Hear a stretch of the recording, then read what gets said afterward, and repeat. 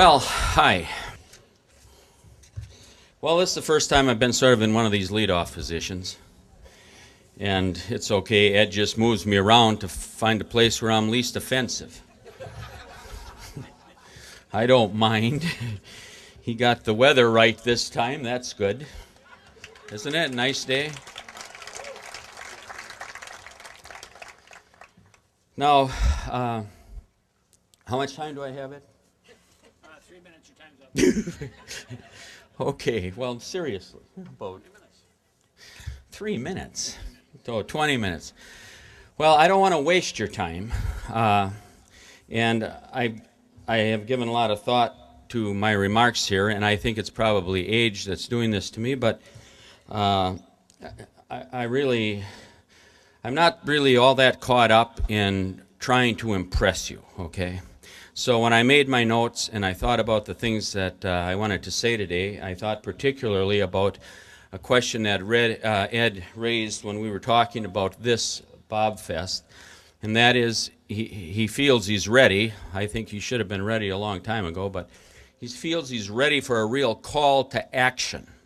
In other words, these gatherings are good, and it gives us a chance to kind of get our heads right and listen to people and meet friends and otherwise, but we really have to do more than that if we want to initiate some change in our society. And I've spent most of my life as an organizer. A lot of my life has been public, but most of that public life has been as an organizer, and a good organizer really should stay behind the scenes a lot more than I do, I guess.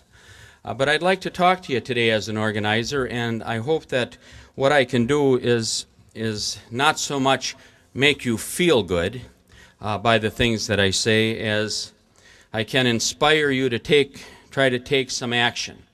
And I'm going to lead into that in a minute, but before I do, I want you to know that there are people whose I've watched in my life and who've inspired me. I've been in politics since I was a student at Northland College. I've been engaged in, my first action was that war in Vietnam, and now, things have come full circle and we're dealing with the same sorts of things.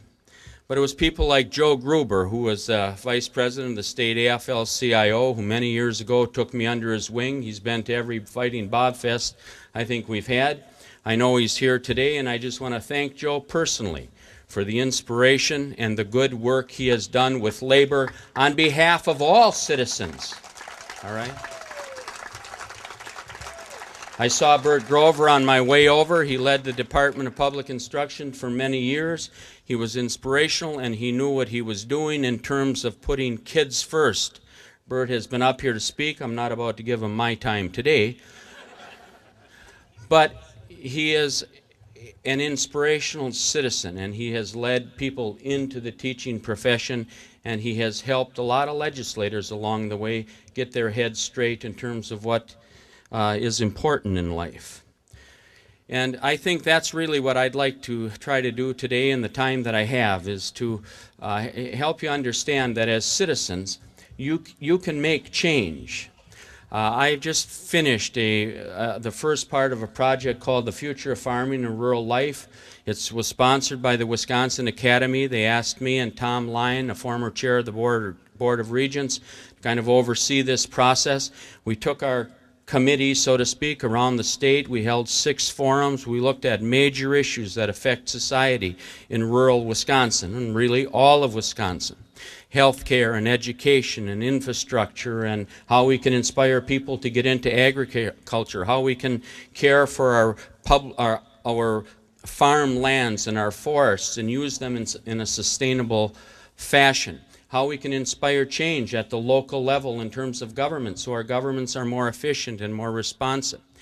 And through all of that process, the thing that I found most interesting was what people would come to me and ask when it was all over, each of these conferences, and ultimately the final conference that we held in May in Madison. And they'd say, how can we do this? Tell us the tools for citizenship, how we can be more engaged. And it was so frustrating to me because I don't have that magical answer. I can't like St. Paul, somehow breathe this sort of energy into people. I mean, it comes down to that comedian that says, "Wake up, folks!" You know, that guy, you know, "What's going on around here?" I mean, no less a captain of industry than Lee Iacocca, in his recent book, is troubled and says, "What the hell is going on in this country?" I mean, there is really something very wrong, and none of that is going to change unless people like ourselves figure out a way that we can take some action and make some things happen. I'd like to deal a little bit with the myths that I think hold us to certain kinds of behavior.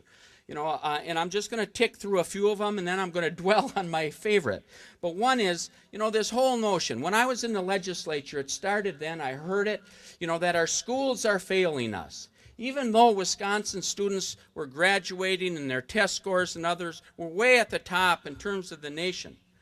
You know, there was all this talk about how our teachers aren't doing it right, when in fact, that myth is so inaccurate.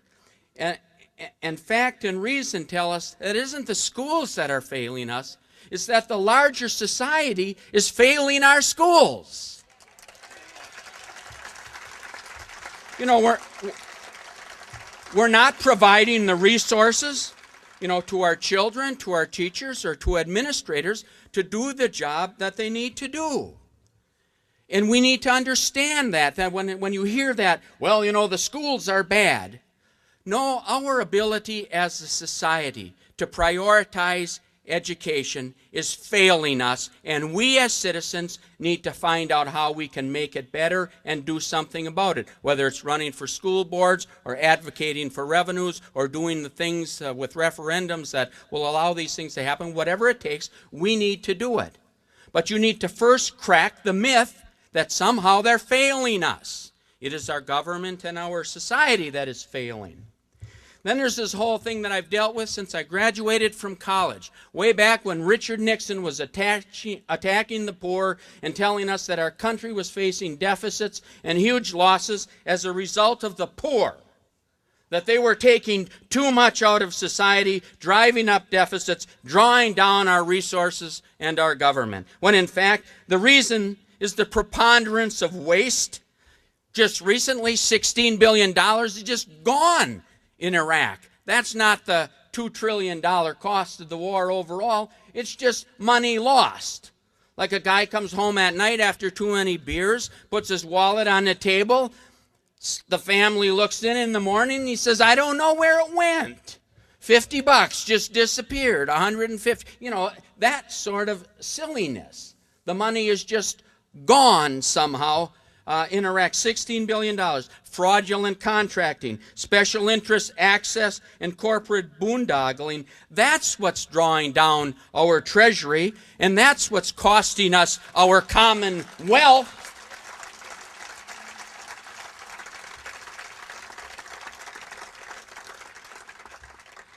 You know, then there's this whole thing about dangerous times. This is one that I love. We live in dangerous times.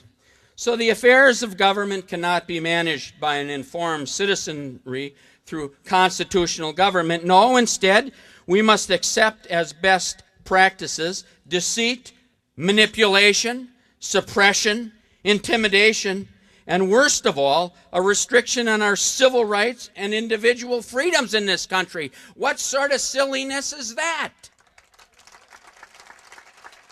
Since when can a free people not govern themselves without the kind of leadership that we have in Washington in this administration telling us we can't care for ourselves? That somehow they will protect us, and using these methods, lies and deceit, are their means for doing it, and we should accept it. We need to crack that myth and stop it in its tracks. Begin to mobilize and take action in your communities, each in your own way. Lead by example. Teach by your actions. Inspire by your passions. And make this a better state and a better nation, and be what we all can be.